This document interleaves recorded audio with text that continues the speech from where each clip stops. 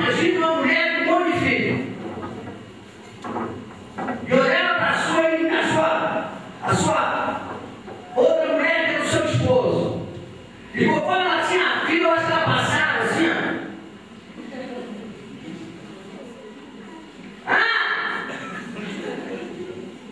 Esperando mais um. E a Bíblia diz que ela chorava. E a coisa mais significativa é que você vê as pessoas prosperar e não ser nada, né? Difícil.